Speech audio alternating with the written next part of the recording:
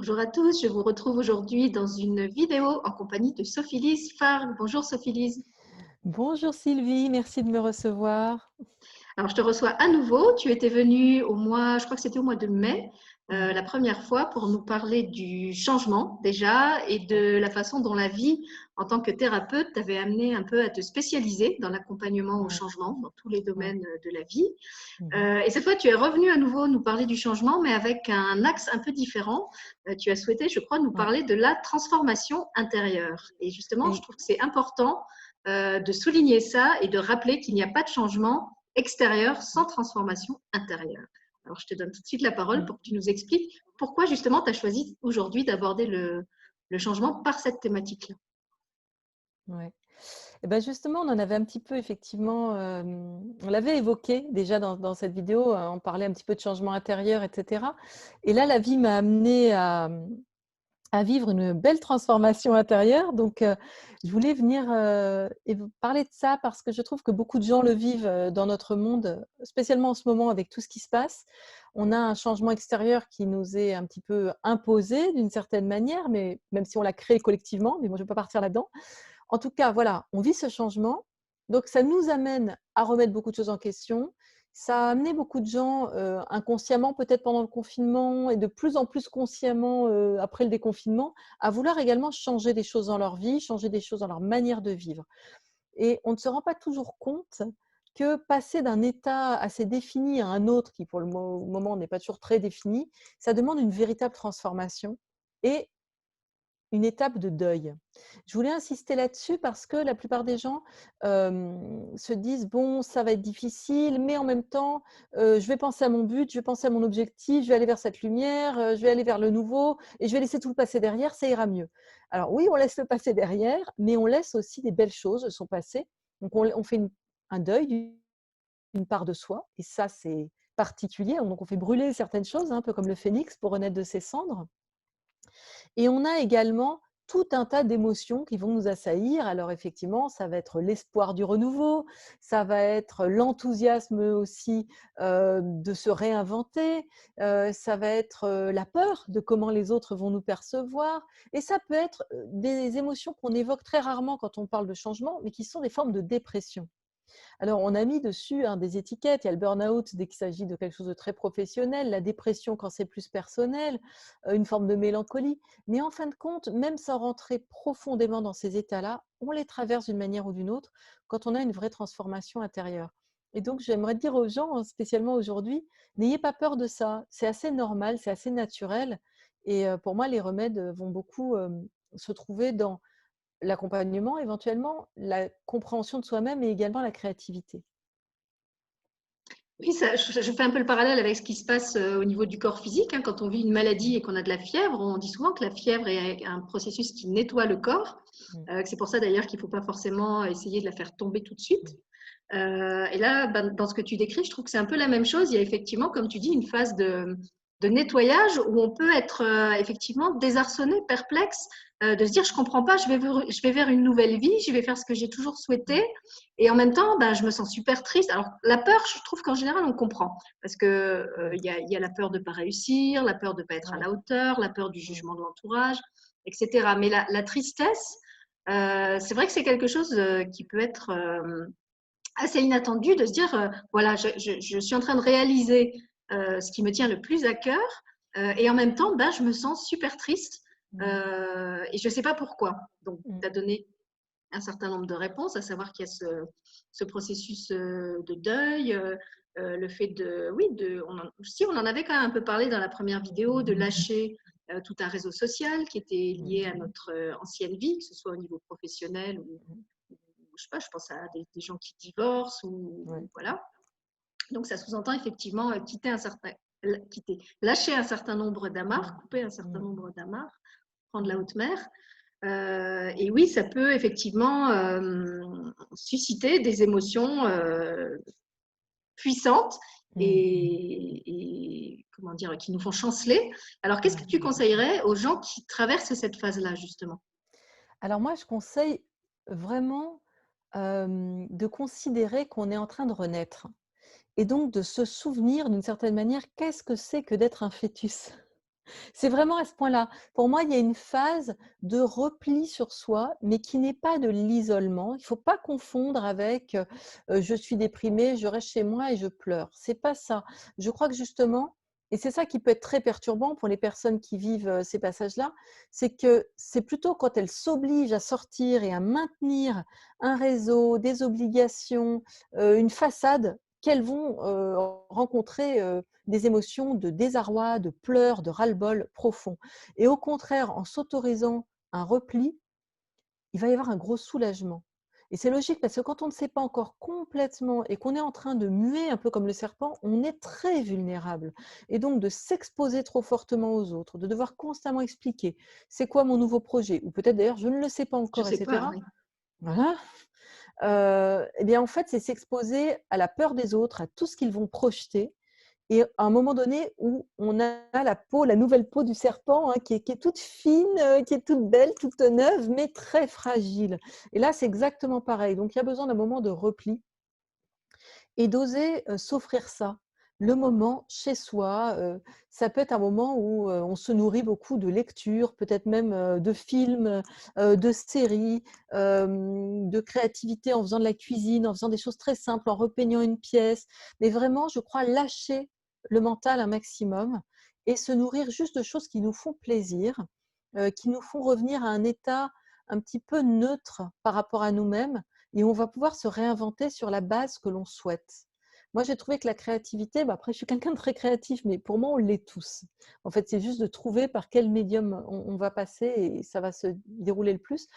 Mais ça peut vraiment être des choses comme ça, redécorer sa maison, faire du rangement, faire du tri. C'est des bons moments pour ça, sans s'en demander trop. Avoir un rythme de vie tranquille, revenant aux choses simples en disant ah bah tiens, ça me fait du bien. Peut-être que je devrais l'inclure dans ma vie un peu tous les jours. Manger comme ça va être plus bénéfique. Voir telle personne, changer mes meubles, ça fait rentrer peut-être plus de lumière. Ça me met plus en joie le matin quand je me lève, etc. Donc des choses très simples, mais qui vont permettre de se restructurer dans le temps sans s'être mis trop de pression. Oui, je trouve que c'est bien que tu parles de ça parce que, effectivement, on peut ressentir beaucoup de culpabilité quand on est dans cette phase de changement, au fait de ne pas avancer, d'être aux prises avec ses émotions, d'avoir cette phase de repli sur soi qu'on ne comprend pas trop, et où au contraire, l'entourage nous incite à sortir en disant mais non, reste pas comme ça, tu vas déprimer. Alors que, comme tu dis, en fait, ce qui nous déprime, c'est de nous forcer à retourner dans le moule qu'on a déjà quitté. Et d'ailleurs, on le voit bien, même si on essaye, alors quelquefois ça prend, hein, on peut reprendre plaisir. Pendant un jour ou deux à le refaire. Et puis, en fait, très vite, on sent que ça s'essouffle et Ouais. qu'on ressent à nouveau ces symptômes qu'on avait décrits dans la première vidéo ouais, d'avoir l'impression de ne plus arriver à tirer la locomotive, peut-être dans une fatigue, une lassitude. Donc, on sent bien que voilà, revenir vers l'ancien, ça ne marche pas. Et je trouve qu'effectivement, c'est important d'identifier ce qui nous fait du bien à ce moment de pause, ce moment un peu de retour à soi, et de ne pas se culpabiliser, premièrement, du temps que ça prend, parce qu'il Ouais. y a des métamorphoses qui prennent du temps, et c'est OK. Tu as parlé du fœtus, faire un enfant, ça prend 9 mois. Ouais. Si on s'accordait 9 mois pour notre changement de vie professionnelle, peut-être qu'effectivement, il serait un peu plus mûri au moment où on démarrait. Et puis, effectivement, ça peut passer par des choses qui paraissent être sans lien avec notre but. Et c'est là, je trouve que la culpabilité vient nous chercher en disant oh, mais tu devrais être en train de bosser à ton nouveau projet. Ouais, C'est sauf ça. que là, ce dont j'ai envie, là, maintenant, aujourd'hui, c'est pas ça. C'est de faire la cuisine, c'est d'aller marcher dans la nature, c'est d'aller voir tel ou tel copain. Et alors moi, je peux témoigner en tant qu'artiste, puisque tu parles de la créativité. Je trouve qu'effectivement, dans la créativité, il y a des cycles, il y a des phases. Et que si on cherche à être productif tout le temps, en tout cas dans mon cas, ça ne marche pas. Il y a vraiment des phases où c'est comme une jachère, où il y a besoin que l'être intérieur, que la phase de nous qui crée, soit comme en repos, se nourrisse, comme tu dis, de nouvelles influences, peut-être aller voir des expos, regarder des films, ou même des Énormément. choses qui n'ont rien à voir avec ce qu'on est en train de faire au niveau artistique, et qui peut-être ne vont même pas nous resservir dans le nouveau projet qu'on a, mais voilà, c'est comme ça. C'est comme après avoir beaucoup bossé, on a besoin de vacances. Et quand on est en vacances, on ne se culpabilise pas normalement d'être en vacances. Voilà, je trouve que c'est pareil. On a cette phase où notre esprit, notre être a besoin de vacances. Et le mot vacances étymologiquement, c'est créer un vide, c'est créer quelque chose où justement on a sorti l'ancien et où il n'y a encore rien de nouveau. Comme avant d'emménager dans un nouvel appartement, et ben, on n'est pas obligé de tout de suite ramener tous ces anciens meubles. On peut faire du tri, se demander si c'est ça qu'on veut continuer à avoir chez soi. Essayer, comme tu disais, différentes dispositions. Donc, là, je parle au niveau physique, mais ça se transpose symboliquement. À l'intérieur de moi, qu'est-ce que j'ai envie de garder de mon ancien cadre de travail? Est-ce que, par exemple, j'ai envie de rester à mon compte ou est-ce que j'ai plutôt envie de travailler maintenant en équipe? Est-ce que j'ai envie de rester dans la même zone géographique? Est-ce que j'ai envie de rester dans le même secteur et d'élargir mes compétences ou est-ce que j'ai envie de changer complètement? Et si on ne prend pas ce temps pour faire le point et se questionner, ce fameux temps de bilan, je trouve que c'est difficile après de repartir derrière parce qu'on va se précipiter un peu dans l'agitation et le non-discernement. Et on risque, à mon avis, oui, de peut-être pas prendre le bon chemin, de se recaser trop tôt, un peu comme on pourrait le faire en sortant d'une histoire amoureuse, en reprenant tout de suite un partenaire juste pour ne pas être seul. Voilà, est-ce que c'est pas plus judicieux de s'accorder cette phase de, comment dire, où on se valorise aussi, où on s'accorde du temps à soi, ce qu'on faisait peut-être plus dans notre ancienne vie professionnelle quand on était très très sollicité et très tourné vers les autres. Et voilà, pour moi tout ça c'est un peu comme ces champs qu'on laisse en hiver reposer et dans lesquels on ajoute de l'engrais pour qu'ils puissent redonner. Et on voit très bien avec l'agriculture intensive ce que ça donne quand on demande aux champs d'être productifs tout le temps et qu'on ne leur donne pas ce temps de repos, justement. C'est vrai, j'aime beaucoup cette notion de culpabilité que tu évoques, elle est très importante parce que dans l'image du champ, comme dans l'image du fœtus, ce que la nature nous prouve, c'est que les plus gros changements sont invisibles. Là où en fait se construit le plus le bébé, c'est dans les 3 premiers mois de la grossesse. Et en fait, toute femme qui a été enceinte ou toute personne qui a regardé un jour une échographie, dans les 3 premiers mois, on ne voit pas grand-chose. Hein, moi, j'ai fait des échographies à 1 mois, j'en ai fait après à 2 mois et demi comme tout le monde. Alors à 1 mois, vous avez un haricot, à 2 mois et demi, on commence à avoir un petit être, effectivement, il y a une forme, mais bon, ça reste encore balbutiant. Et pourtant, mais Dieu sait que le travail accompli, et c'est ce qui fait d'ailleurs que la femme enceinte est épuisée pendant les 3 premiers mois, qu'elle a des nausées éventuellement, etc. Mais c'est parce que ça demande une énergie énorme, c'est quand même de construire un système nerveux, quand même de construire les organes principaux. Et ça ne se voit pas. La femme, elle n'a peut-être même pas le ventre qui ressort beaucoup. Quand on fait des échos, on voit des trucs minuscules. Ça pourrait être, je dirais, si on était constamment en train de surveiller ça, ça serait déprimant visuellement. Mais en fait, le travail est énorme. Et à la fin, là, oui, tout le monde voit que la femme est enceinte. Le bébé, si on fait une écho, on le voit très très bien, c'est magnifique. Mais en fait, il est en train de faire quoi? Ses ongles, ses cils. C'est des trucs jolis, hein, mais là, c'est beaucoup moins C'est pas les organes important. vitaux, c'est vrai. Ah, pas du tout, non, ça c'est terminé. La peau, là, on finit bien la peau, on met le vernis. Enfin bon, mais c'est super, je dis pas, mais c'est vrai qu'on finit avec les détails. Voilà. Et le gros du travail, il a été fait dans l'invisible. Et pareil pour le champ, comme tu dis, en fait, quand les graines sont en train de se faire, que toute la plante est en train de déterminer son ADN, etc., mais c'est sous la terre, on voit rien. Et donc là, voilà, il faut garder vraiment ces images à l'esprit et se dire que c'est pas parce qu'on est chez soi, que personne ne sait ce qu'on fait, que même ça paraît complètement éloigné du projet final, que ça ne sert à rien. Ben non, on est vraiment comme le petit embryon, on ressemble à rien, effectivement, mais ça va donner vraiment quelque chose de beau et de défini. Et c'est parce qu'on s'autorise ça que ça va donner quelque chose de beau et de défini. Il peut même y avoir des phases d'ailleurs. On peut aussi retourner vers une activité, etc., en sachant qu'il y aura encore des transformations derrière. Et je crois que c'est d'ailleurs un des premiers enseignements de la vraie transformation intérieure. Quand je dis vraie, c'est-à-dire celle qui vient vraiment nous chercher très loin. Donc, c'est qu'elle nous montre qu'il ne faut jamais croire que quelque chose est final. De toute façon, il y aura des transformations toute la vie, des évolutions, et se les autoriser, c'est une des clés du bonheur. On est d'accord. En t'écoutant, je me disais aussi que si on a cette culpabilité, c'est parce qu'on est dans une société qui souvent ne valorise que ce qui va vite et que ce qui est visible. Et que là, on est en train de faire tout le contraire. On est vraiment dans le féminin, hein, dans le fait d'accueillir, de laisser faire, de faire confiance à l'invisible. Et c'est pour ça aussi que pour certaines personnes, c'est difficile parce qu'on est habitué toujours dans cette quête de résultats, à attendre que les efforts se manifestent, produisent du fruit tout de suite. Et puis avec justement cette cadence très rapide du monde occidental qui voudrait toujours que tout se fasse vite.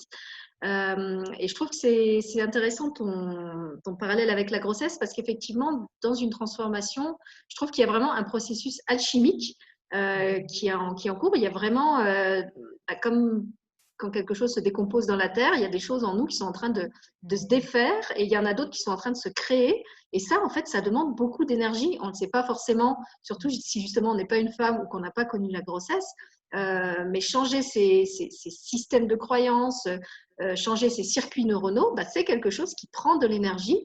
Et ça explique aussi qu'on soit fatigué, qu'on ait peut-être besoin de dormir plus. Moi, j'ai compris en fait qu'il y a beaucoup de choses que j'accomplis durant mon sommeil. Alors pendant longtemps, je me culpabilisais d'être une grosse dormeuse, parce que c'est vrai que je dors bien et beaucoup. Et je voyais des gens qui ont des journées très actives et puis qui en plus la nuit ont plein d'inspiration, font des rêves, reviennent avec des infos. Alors moi, rien du tout. Je ne faisais que dormir.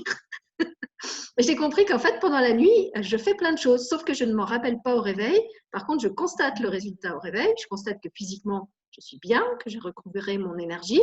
Et puis dans la journée, hop, hop, hop, je vais avoir des inspirations. Même si au réveil, je me souviens de rien, je constate qu'il y a quand même des choses qui ont bougé.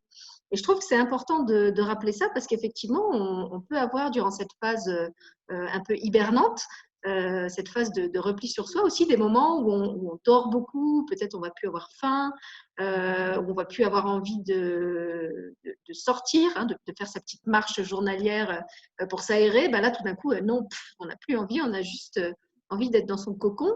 Et c'est pas cesser de se respecter que d'écouter cette injonction-là. Je trouve que ça fait vraiment partie pour moi du processus. Donc j'aurais envie de dire aux gens qui vivent ça, de vraiment s'écouter dans leurs moindres besoins, leurs besoins de sommeil, leurs besoins alimentaires, leurs besoins relationnels. Il y a des personnes aussi qu'on n'a plus envie de voir dans ces phases-là parce qu'on sait qu'elles vont nous déstabiliser ou que ça ne nous fait pas du bien ou qu'elles nous rappellent notre ancienne vie. Donc j'ai envie de dire que dans cette phase-là, on est un peu comme la femme enceinte, on a tous les droits. Si on a envie de fraises, on peut aller chercher des fraises. Parce que justement, on est dans ce moment de grande vulnérabilité et que, comme toute personne vulnérable, je trouve que ça mérite qu'on se chouchoute, qu'on s'accorde beaucoup de douceur, plutôt que justement se faire avancer à coup de trick en disant oh là là, je m'étais donné comme objectif que à telle date, j'aurais déjà fait tel et tel truc, et malheur, je ne l'ai toujours pas fait. Il y a vraiment quelque chose là-dessus, en effet. On est dans une société qui attend beaucoup de résultats et des résultats quantifiables. Et quand je suis rentrée dans cette transformation intérieure, en parallèle, j'avais commencé à écrire un livre. Et du coup, je me disais, il y avait une part de moi qui culpabilisait en disant, bon, j'arrive plus à travailler avec les gens, mais c'est pas grave, j'écris. Donc ça va, je suis productive. Je fais encore quelque chose. Voilà. Et là, évidemment, la vie, elle a dit, toi. T'as pas compris. T'as pas compris. Donc en fait, ça a été terminé. J'ai plus pu écrire. Ça fait 2 mois que j'ai rien écrit.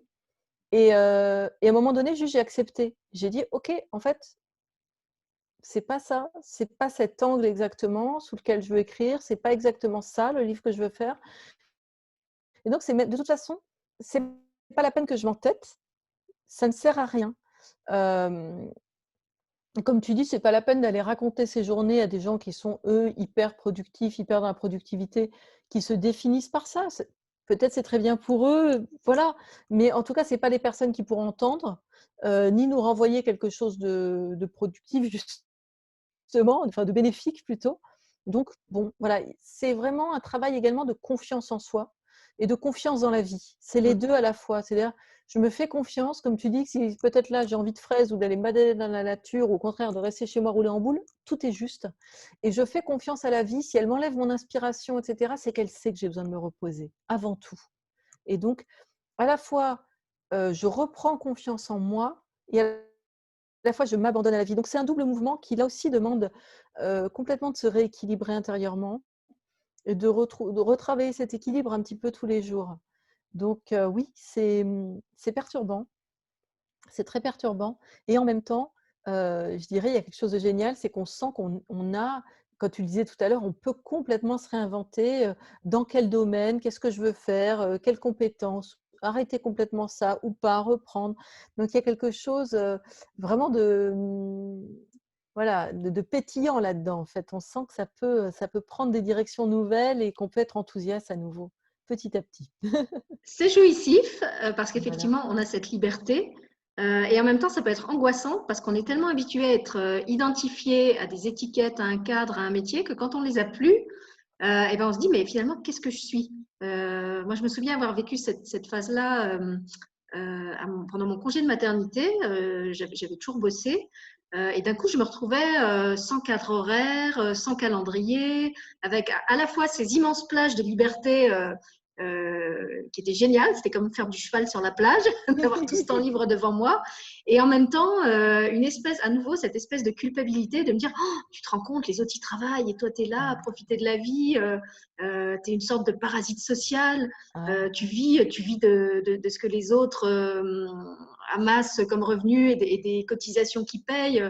Voilà, donc je trouve qu'il y a aussi ça dans notre société et c'est quelque chose que peuvent ressentir justement les gens qui sont en chômage, en licenciement, en arrêt professionnel pour burn-out ou par choix personnel. Donc il y a, euh, oui, je trouve que ça peut être à la fois très grisant quand oui. on arrive à entrer là-dedans et très angoissant de plus avoir son cadre, ses repères, ses étiquettes.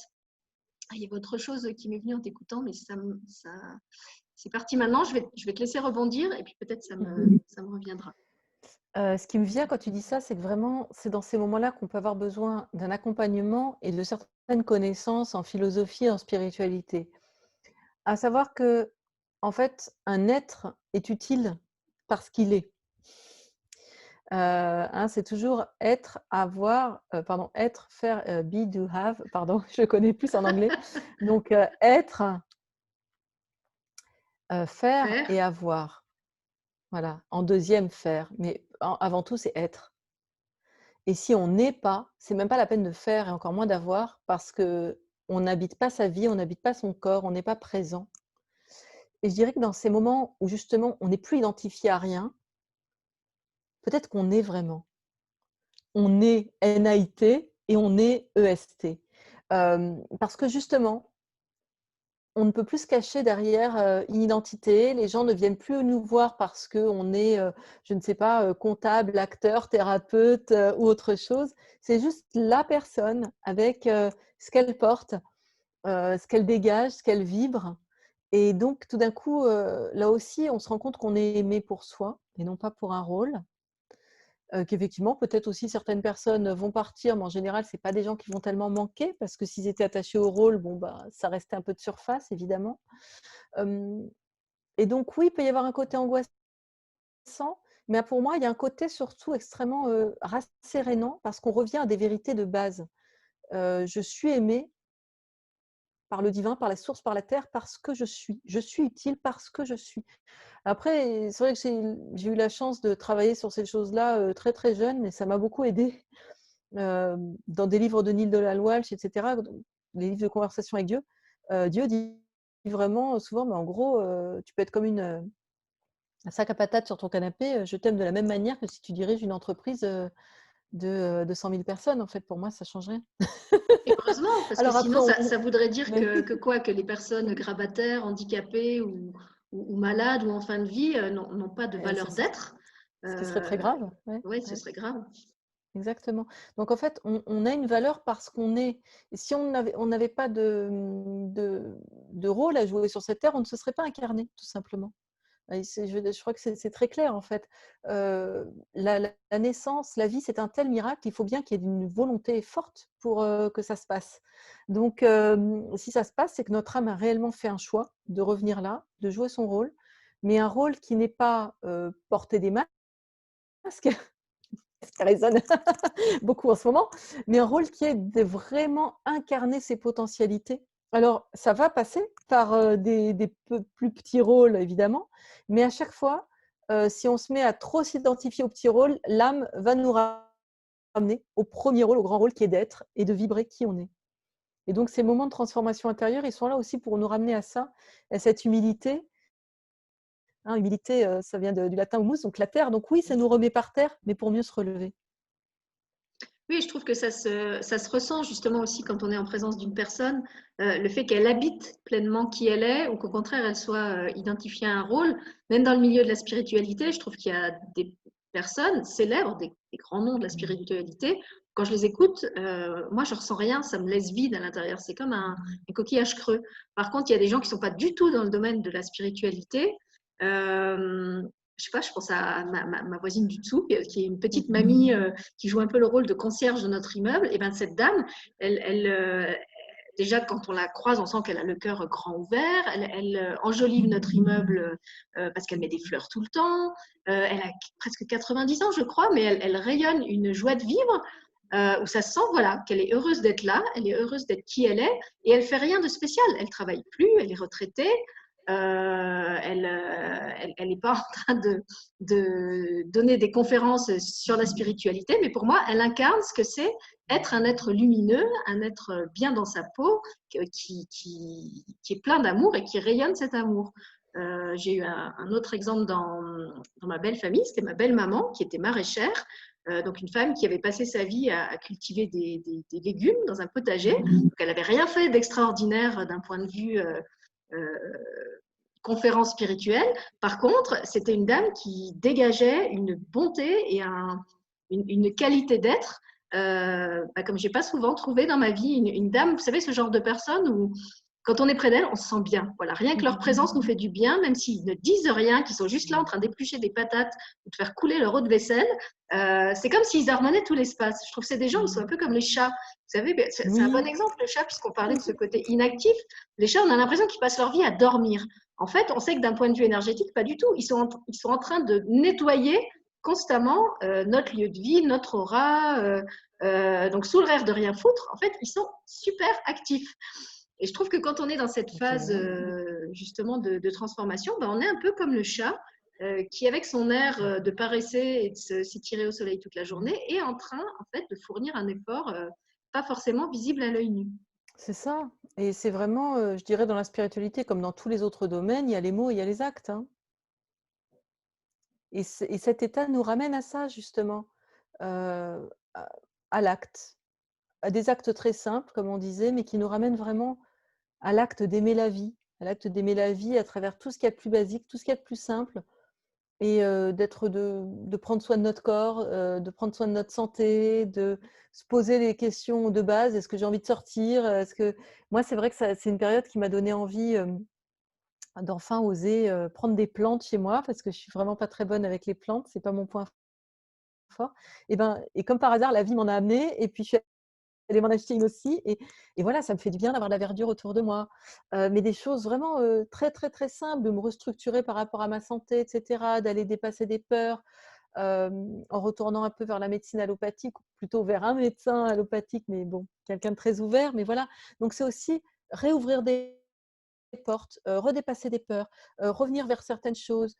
Hem, c'est des choses, qui paraissent, de base, mais justement, on est en train de reconstruire la base dans ces moments-là. Moi, je parle toujours de la construction d'une maison, hein. Je dis: «Si les fondations ne sont pas solides, en fait, on va pouvoir faire des choses très, très jolies par-dessus, mais à la première tempête, ça va mal aller». Et ben là, c'est pareil, donc prenez ce temps, vraiment, de construire vos fondations et de vous demander c'est quoi l'essentiel. Et ça peut être, comme tu le décris très joliment, juste de rayonner déjà.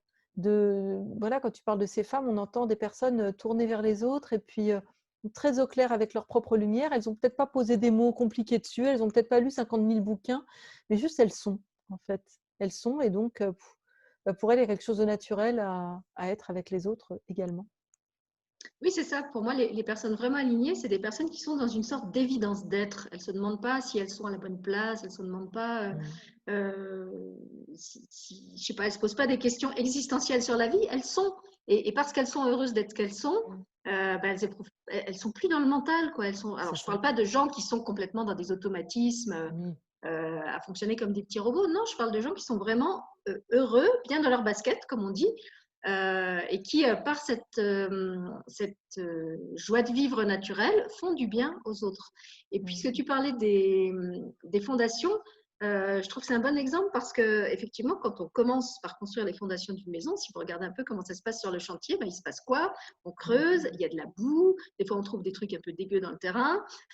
Et je trouve que ça correspond bien effectivement à cette phase pas toujours très confortable où on peut trouver en creusant des croyances limitantes, des émotions pas très agréables, des souvenirs d'enfance pas très agréables non plus, voilà, des choses qui nous ont imprégnés, qu'il est temps de déterrer pour pouvoir reconstruire autrement, parce que sinon, on va reconstruire à l'identique. Et justement, ça m'amène sur quelque chose dont on voulait parler aussi toutes les deux dans cette vidéo, qui est l'engagement. À savoir le fait que, oui, changer des choses, c'est bien, mais si on les change qu'en surface, bah, ça risque d'être un petit peu comme changer les tapisseries de sa maison. Peut-être qu'au bout d'un moment, ça va nous satisfaire, ou peut-être pas, et qu'on va se rendre compte que ce dont on avait besoin, ce n'était pas de changer la tapisserie ou le mobilier, c'était carrément de déménager. Et on trouvait que c'était important de vraiment mentionner cette notion d'engagement et de ne pas juste vouloir comment dire, faire un petit truc un peu de surface, hein, comme un glaçage ou un vernis, sans aller chercher dans la profondeur ce qui a vraiment besoin d'être regardé en face. Parce que moi, dans mon expérience, en tout cas, le vrai changement, la vraie transformation demande ça, ça demande un engagement au travers des actes, comme tu l'as dit, même des actes simples et humbles, et puis un engagement aussi envers soi, envers le fait que, ok, on va s'impliquer et comment dire, on va pas essayer de mettre de côté, de contourner, voilà, c'est le mot que je cherchais, les choses un petit peu dérangeantes qu'on pourrait trouver sur la route. Oui, tout à fait. C'est vrai qu'on l'a évoqué en particulier avant l'émission en parlant du travail sur soi. Et, et moi, c'est vraiment quelque chose là qui me tient à cœur particulièrement en ce moment. Alors d'abord de moi à moi. C'est vrai qu'à travers cette transformation, je suis allée consulter une thérapeute que je connaissais puisque c'est quelqu'un qui m'a formée aux méthodes PIT, mais je n'allais pas la consulter parce qu'elle habite loin de chez moi, etc. Enfin bref, l'ego se trouve toujours des tas de bonnes raisons. Et là, j'ai dit, mais non, en fait, stop, arrête avec tes prétextes, vas-y, va consulter quelqu'un dont, au fond de toi, tu sais que cette personne va te confronter à des choses pas faciles parce qu'elle est structurée de telle et telle manière que voilà, ça va me confronter exactement à ce dont j'ai besoin. Et alors, quand je dis confronter, c'est pas quelqu'un de spécialement confrontant, elle est tout à fait charmante, hein, Danielle Soleillant, pour la citer.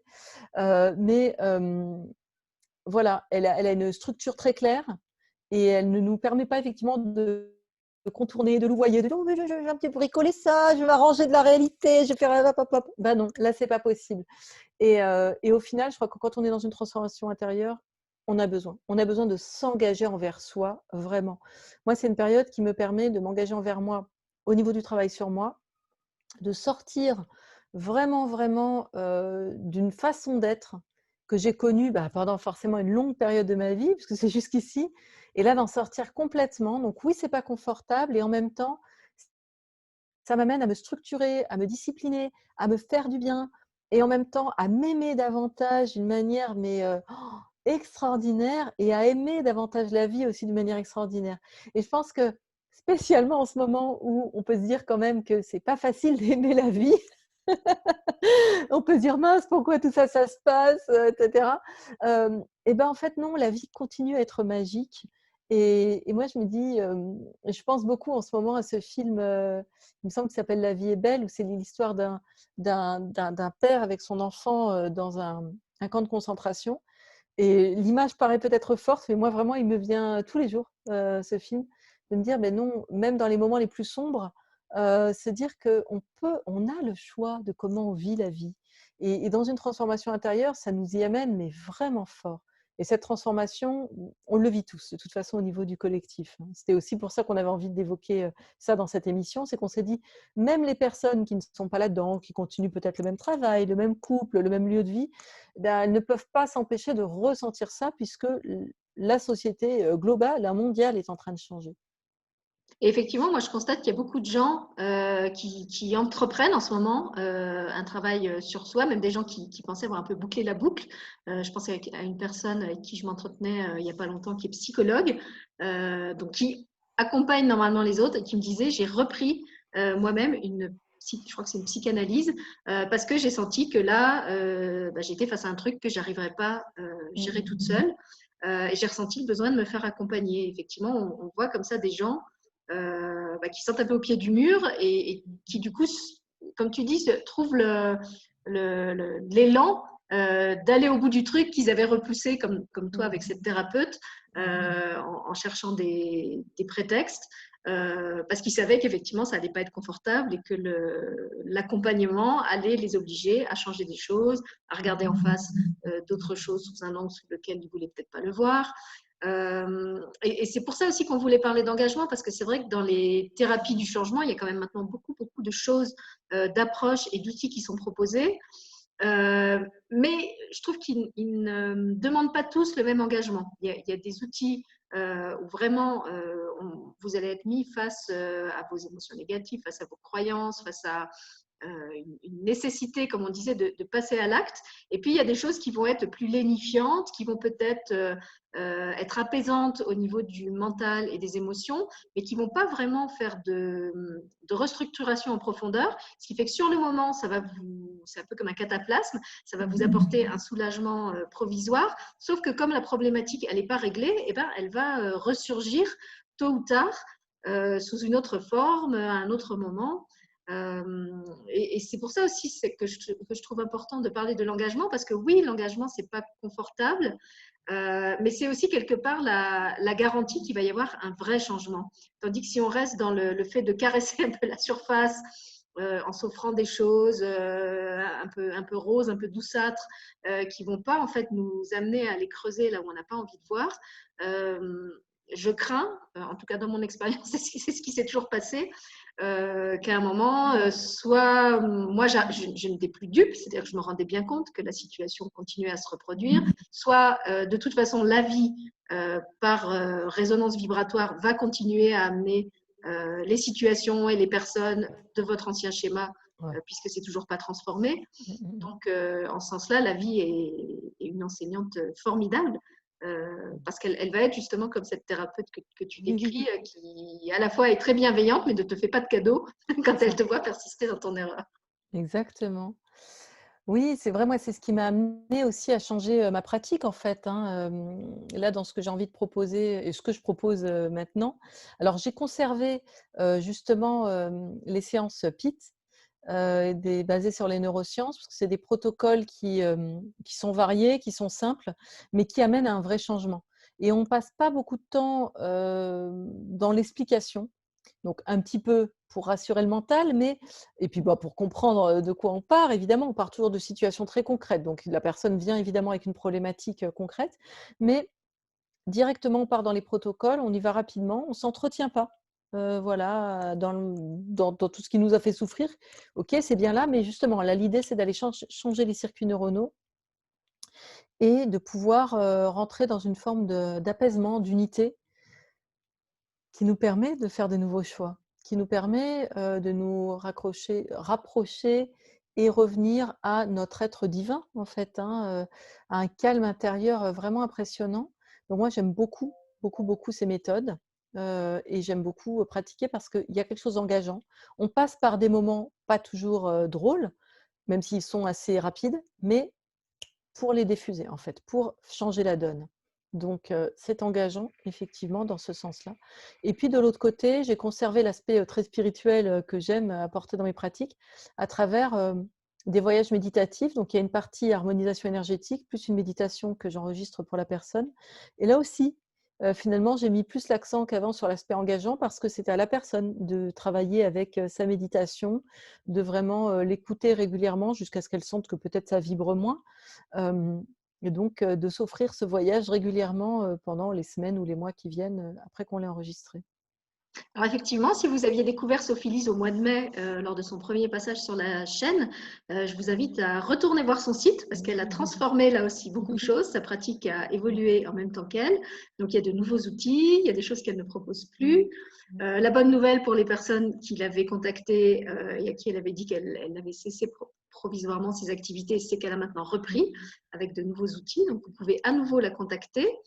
Et puis peut-être, Sophie-Lise, tu pourrais nous parler un petit peu plus justement de ces accompagnements PIT, parce qu'on n'en avait pas trop parlé dans les vidéos précédentes. Et je ne suis pas sûre que ce soit bien connu des gens, ce système. Donc, Non. peut-être tu peux nous dire plus concrètement comment se passe une séance. Bien sûr. Alors en fait, c'est des méthodes, les méthodes PIC qui ont été créées par un homme qui s'appelle Zvorad Slavinsky, un Serbe qui a étudié beaucoup, beaucoup de choses, de la digiponcture jusqu'à la méditation transcendantale, en passant par l'hypnose, la kinésio, l'EFT, etc. Et à chaque fois, il s'est inspiré de tout ça pour créer des petits protocoles assez courts. Alors, c'est compliqué de dire, enfin compliqué et simple à la fois. C'est-à-dire que il y a des petits protocoles qui sont juste avec les mots. Il y en a où on va engager la visualisation. Il y en a où on va être entre les émotions et la pensée. Il y en a où on va partir dans des méditations assez longues avec visualisation, etc. Donc, on a des protocoles vraiment variés. Et moi, c'est ça que j'adore, c'est qu'on ne s'ennuie pas. En fait, d'une séance à l'autre, on peut vivre des choses complètement différentes, passer par des protocoles complètement différents. Et ça va vraiment permettre de résoudre tout ce qui a trait au conflit intérieur. Et en fait, quand on y réfléchit bien, tous nos problèmes ne sont que des conflits intérieurs.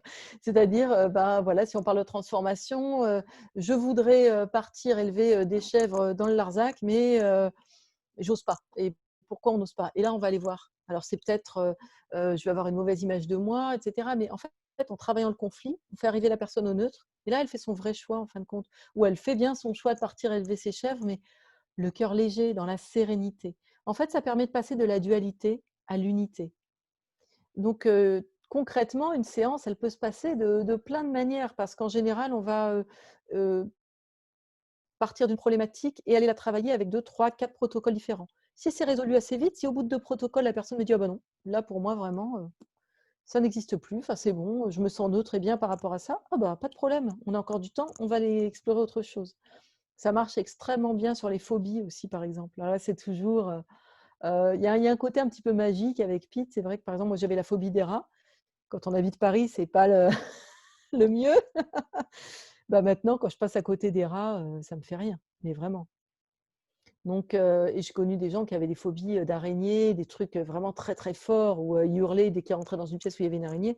Et après des séances PIT, ça s'est complètement terminé. Donc, c'est vraiment à la fois très scientifique et à la fois très spirituel, puisqu'on veut vraiment aider la personne à revenir à son unité. Donc, si vous avez la phobie des masques, vous pouvez faire une séance. Ouais, alors, bon, on peut tenter. Non, blague à part, alors quand je te disais concrètement comment ça se passe, c'est d'abord combien de temps ça dure? Est-ce que ça peut se faire Ok. à distance? Oui, on les fait. De toute façon, là, moi, je ne reçois plus en présentiel. Alors, pas par peur du Covid, mais parce que voilà, je n'ai plus la possibilité de le faire. Donc, ça se fait à distance, en visio. Ça dure 1 heure. Ça coûte 77 €. Des gens viennent vers moi parce qu'ils ont vécu des stress en PIT, qui veulent changer des habitudes profondes, qui sont là aussi dans des moments de changement éventuellement. Très souvent, on vient travailler des gros sujets hein, comme la confiance en soi, l'estime de soi, mais aussi des habitudes qu'on veut changer. Alors, je mets juste un petit bémol. Les gens qui sont vraiment dans des addictions importantes, ça va aider. Je ne vous dis pas qu'il faut faire que ça. Hein, voilà, comme pour toutes les grosses addictions. Par contre, des addictions plus légères, entre guillemets, comme la cigarette, ça marche.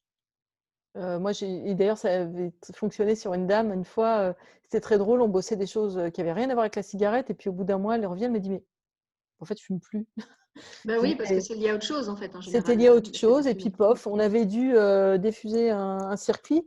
En fait, en PIT, on part du principe que quand on a une idée et une autre idée, elles vont former un circuit dans le cerveau. Hein. C'est des petites synapses. Donc, quand vous posez des électrodes sur votre cerveau, qu'on regarde ce qui se passe à l'intérieur, on les voit.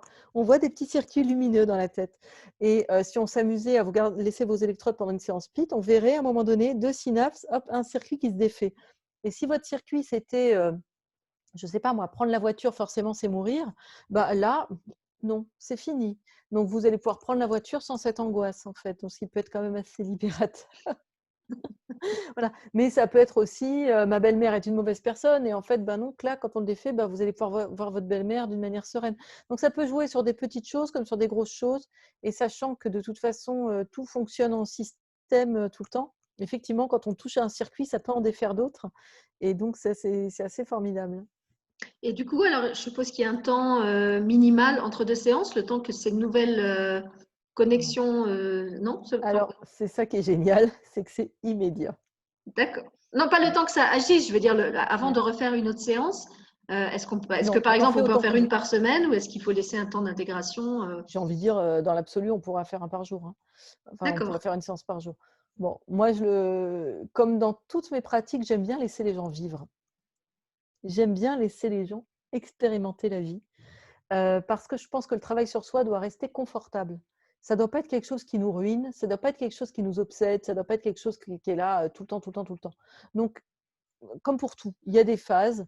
Maintenant, quand on s'engage dans un travail sur soi, enfin pour moi en tout cas, ça a toujours été comme ça. Moi, j'ai toujours travaillé sur moi depuis mes 20 ans. Je me suis jamais arrêtée parce que ça me passionne, mais je me suis aussi donné des phases où pendant 1 mois ou 2, je faisais rien. Après, j'y retournais, mais encore une fois parce que ça me passionne, voilà.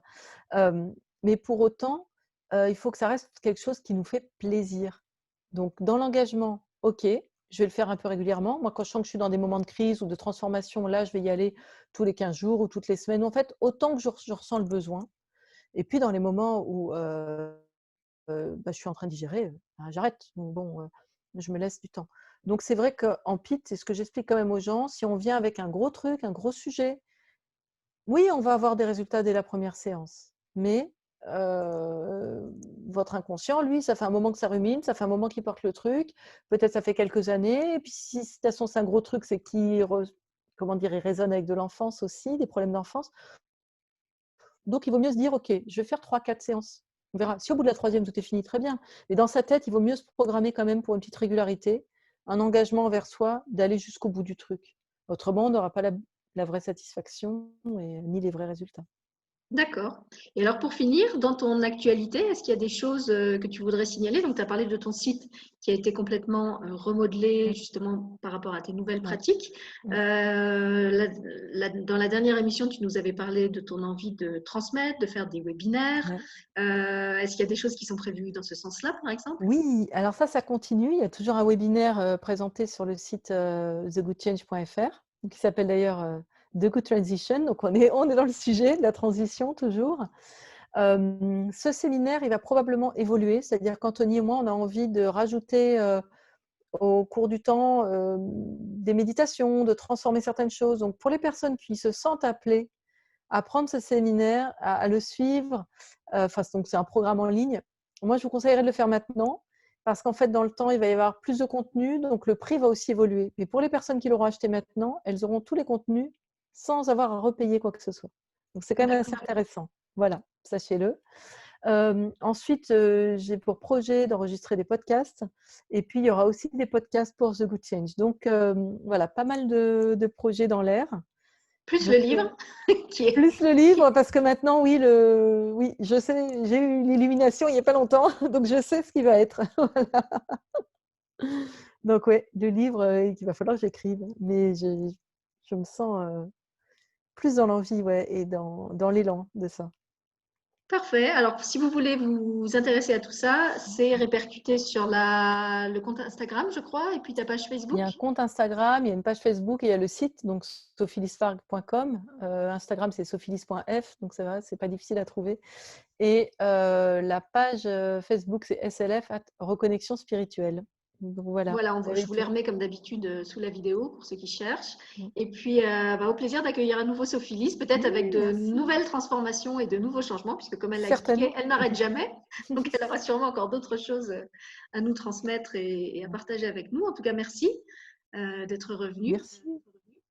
Et Mais puis, merci beaucoup à toi. C'est toujours un grand plaisir.